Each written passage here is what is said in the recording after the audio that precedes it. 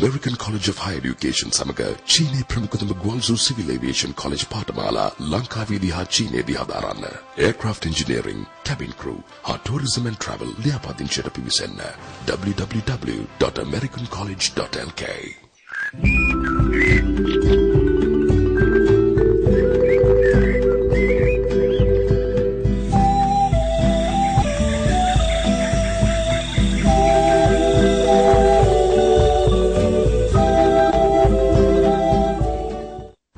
දැයි නැවත වතාවක් ඔබ එකතු වෙන්නේ American College of Higher Education තියෙන පාඨමාලාවන් ගැන අපි කරන මේ විස්තරයත් සමගින්.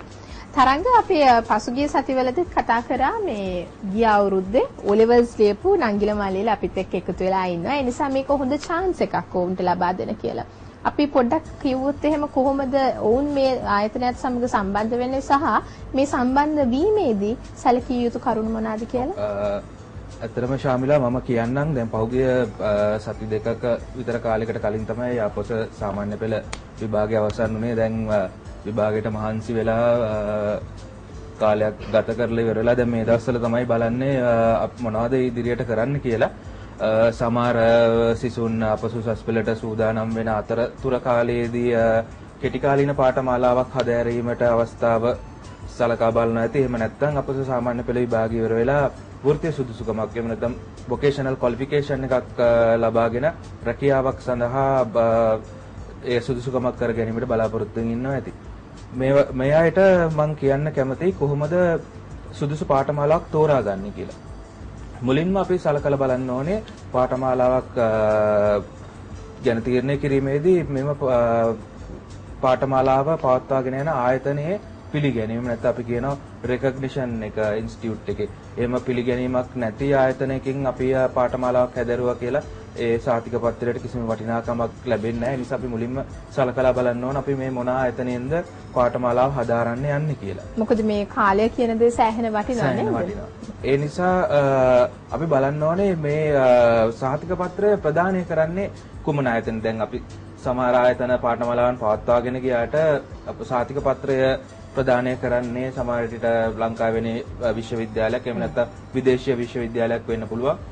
එතකොට අපි බලන්න ඕනේ මේ සාතික පත්‍රය පිරිනමන ආයතනය මොකද්ද? ඒ ආයතනයේ වටපිටාව ඒ පිළිගැනීම මොකද්ද කියලා. මොකද අපි රැකියාවක් කරන්න ගිහිල්ලා ඉන්ටර්විව් එකකට යනකොට එතන සාතිකයට පිළිගැනීමක් ලැබෙන්නේ නැති වෙනවා. අපි ගත කරපු කාලයත් මුදලුත් අපත යනවානේ. ඊට අමතරව අපි බලන්න ඕනේ පාඨමාලාවේ කරිකියුලම් එක නැත්නම් සිලබස් එකේ තියෙන්නේ මොනවද? ඒ පාඨමාලාව හැදෑරීමෙන් අපිට කිසියම් ස්කිල් එකක් නැත්නම් කුසලතාවයක් වර්ධනය වෙනවද කියලා. මොකද පාඨමාලාවක් හැදෑරීමට පස්සේ අපිට තැනකට ගිහිල්ලා රැකියාව කරන්න බැරි නම් ඒකට අපි පුහුණු වෙලා නැත්නම් ඒ හදාරපු පාඨමාලාවෙනුත් වැඩක් නැති වෙනවා. ඊට අමතරව අපි සලකලා බලන්න ඕනේ පාඨමාලාවේ කාලය ඩියුරේෂන් එක. අපේ ලංකාවේ අපේ තියෙන ස්ටෑන්ඩඩ්ස් වොකේෂනල් ට්‍රේනින්ග්ස් වලට දෙන ස්ටෑන්ඩඩ්ස් දෙන ආයතන ගැන සලකා බැලුවාම ඒ අය කියලා තියෙනවා සාතික පත්‍ර පාඨමාලාවක් නම් අඩුම වශයෙන් පැය 100ක්වත් තියෙන්න ඕනේ. එහෙම නැත්නම් උපාධි ඩිප්ලෝමා පාඨමාලාවක් නම් අඩුම වශයෙන් පැය 1000ක්වත් පැවැත්වෙන්න ඕනේ කියලා.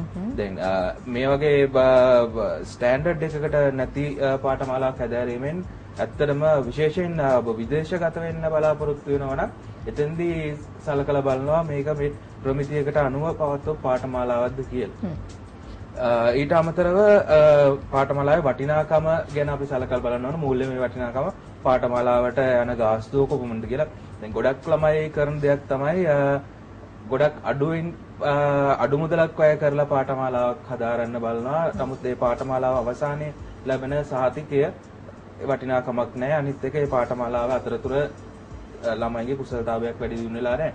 ඊට අමතරව ළමයි ගොඩක් බලන දෙයක් තමයි කෙටි කාලයකින් පාඨමාලාවක් හදාarලා සහතික පත්‍රය ලබන්නේ. ළමයින්ගේ තියෙන ආසාව තමයි සහතික ගොඩක් එකතු කරගන්න එකනේ. ඒ නිසා කෙටි කාලෙකින් පාඨමාලාවක් හැදෑරියා කියන්නේ Tamanට ඒ තරම්ම දැනුමක් කුසලතාවයක් වර්ධනය වෙන්නේ නැහැ. ඒ නිසා මේ හැම කාරණාවක්ම සලකලා බලලා පාඨමාලාවක් තෝරාගත යුතුයි. එහෙම නැති වුණොත් වෙන්නේ Tamanගේ අර වටිනා කාලයයි මුදලුයි දෙකම අපතේ යරනවා කියන එක තමයි.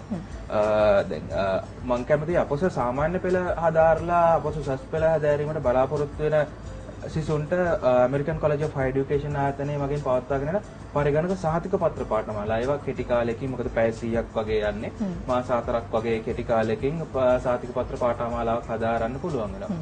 එහෙම නැත්නම් කිසියම් කෙනෙක් රැකියාවක් බලාපොරොත්තු වෙනවා නම් අපේ ආයතනය මගින් පවත්වාගෙන යන ඩිප්ලෝමා පාඨමාලාවක් හදාරන්න පුළුවන්. මොකද ඩිප්ලෝමා පාඨමාලාව තමයි මම අනුමත කරන්නේ වොකේෂනල් ක්වොලිෆිකේෂන් එකක්. එහෙම නැත්නම් රැකියාවක් කිරීමට සුදුසුකමක් වෙන්නේ ඩිප්ලෝමා පාඨමාලාවක්වත් හැදෑරුවොත් පමණයි. ඒ නිසා මම කැමති අප ආයතනය මගින් පවත්වාගෙන යන ඩිප්ලෝමා ඉන් ඉන්ෆර්මේෂන් ටෙක්නොලොජි කියන පාඨමාලාව මට අනුමත කරන්න පුළුවන්.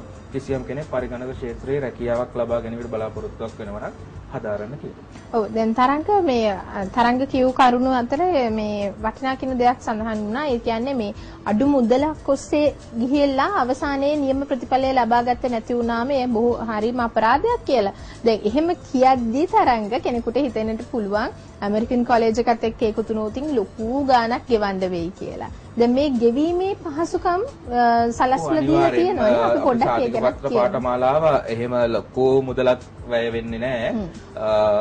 අනිත් එක පාසු ගෙවීම් ක්‍රමවලට ඉන්ස්ටෝල්මන්ට් වශයෙන් ගෙවීම් කරලා ඇත්තටම අපේ ආයතනයේ අපේ බ්‍රාන්ච් කැම්පස් එකකට ආවොත් අපේ කෝස් කෝඩිනේටර්ස්ලා ඉන්නවා. ඒ අයගෙන් මාර්ගෝපදේශනය ලබාගෙන Tamanට සුදුසුම පාඨමාලාව තීරණය කරගෙන අර පාසු ගෙවීමේ ක්‍රම වලට පාඨමාලාවට ගාස්තු ගෙවලා පාඨමාලාව හදාරන්න පුළුවන්. American college of high education ආයතනයේ නම ඇව්වම සමහර අය හිතනවා මේ පාඨමාලා ගොඩක් වටිනාකම ඒ කියන්නේ ගාස්තු ගොඩක් වැඩි කියලා. නමුත් එහෙම දෙයක් නැහැ. අනිත් ආයතන හා සලකා බැලුවාම ඒ සම මට්ටමින් තමයි අපේ ආයතනයේ ගාස්තුත් තියෙන්නේ. හොඳයි දැන් මහේෂ් තරංග සඳහන් කරා ඩිප්ලෝමා ඉන් IT කියන කෝස් එකක් ගැන. අපි පොඩ්ඩක් ඒ ගැන කතා කරොත් එහෙම වැඩිදුරට මොනවාද මේ ඩිප්ලෝමා එකට අන්තර්ගත වෙන්නේ කියලා? ඔව් දැන් ඔෂාමිලා දැන් මේ තරංග කිව්ව විදිහටම අපි අර මේ ඩිප්ලෝමා එකකින් අපි බලාපොරොත්තු වෙන්නේ තොරතුරු තාක්ෂණයේ අංශයෙන් පිරිපුන් යම්කිසි පුද්ගලෙක් බිහි කරන්න. ඉතින් ඔහු අනාගතයේදී රැකියාව වශයෙන් තොරතුරු තාක්ෂණ ක්ෂේත්‍රය භාවිතා කරනවා නම් යොදා ගන්නවා නම් ඉතින් ඒ ක්ෂේත්‍රයේ ප්‍රවීණයෙකු කිරීම තමයි අපේ මූලික අරමුණ. ඒක තමයි අපේ ඉලක්කය. ඉතින් අපි මේ ඩිප්ලෝමා ඉන් ඉන්ෆර්මේෂන් ටෙක්නොලොජි කියන ප්‍රෝග්‍රෑම් එක මූලිකව විශේෂයෙන් හඳුනගෙන තියෙනවා ජනප්‍රිය සහ වඩාත්ම රැකියාව පැත්තෙන් රැකියා අවස්ථාවන් වැඩි ක්ෂේත්‍ර කීපයක්. ඒ තමයි කම්පියුටර් ප්‍රෝග්‍රෑමින්, ඒ වගේම graphic designing, computer networking, web designing කියන මෙන්න මේ මූලික ක්ෂේත්‍රයන්. ඉතින් මේ ක්ෂේත්‍ර ඔස්සේ තමයි අපේ ඩිප්ලෝමා ඉන් කම්පියුටර් ඩිප්ලෝමා ඉන් ඉන්ෆර්මේෂන් ටෙක්නොලොජි කියන මේ ඩිප්ලෝමාව සකස් වෙලා තිබෙන්නේ. ඉතින් මම සරල හැඳින්වීමක් කරොත් මේ සඳහා මූලිකව සෑම කෙනෙක්ම මේ සෑම සිසු දරුවෙක්ම මේ ඩිප්ලෝමාවට සම්බන්ධ වෙන අපි ඔවුන්ට ලබා දෙනවා අනිවාර්ය මොඩියුල්ස් කීපයක්. ප්‍රොජෙක්ට් එකක් ඇතුළුව මොඩියුල්ස් 4ක් තියෙනවා. මේ මොඩියුල්ස් ඇත්තටම මේ කම්පියුටර් සයන්ස්, ඒ වගේම database management, computer applications සහ internet and e-commerce කියන මේ core modules තමයි ඕනෑම සිසු දරුවෙක් අධ්‍යයනය කළ යුත්තේ මේ ඩිප්ලෝමාය යටතේ. ඒවා අනිවාර්යෙන් අධ්‍යයනය කළ යුතු modules. ඉතින් ඊට පස්සේ තමන් කැමති ක්ෂේත්‍රයන් තෝරගන්න පුළුවන් ඕනට. තමන් කැමති නම් ප්‍රෝග්‍රෑමින් වලට අදාළ ඒ සර්ටිෆිකේට් කෝසස් කරන්න පුළුවන්. දැන් උදාහරණයක් වශයෙන් ප්‍රෝග්‍රෑමින් කැමති කෙනෙක්ට කරන්න පුළුවන් Java programming, ඒ වගේම VB.NET, C++ වගේ. ඉතින් ඒ ආකාරයෙන් අපි විවිධ ක්ෂේත්‍රයන් වල යම් කෙනෙක්ට Tamanට අවශ්‍ය ඒ කුසලතාවය ලබා ගැනීමට අවශ්‍ය කරන ඒ පහසුකම් ලබා දීලා තියෙනවා. හොඳයි. එහෙමනම් අපි නැවත වතාවක් එකතු වෙමු පුංචි විරාමයකින් අනතුරුව.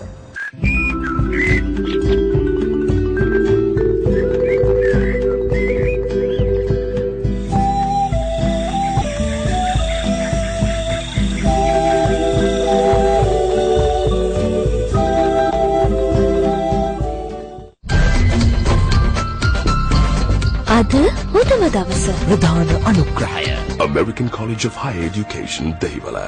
We build your future. American College of Higher Education is the pioneer American education provider in Sri Lanka.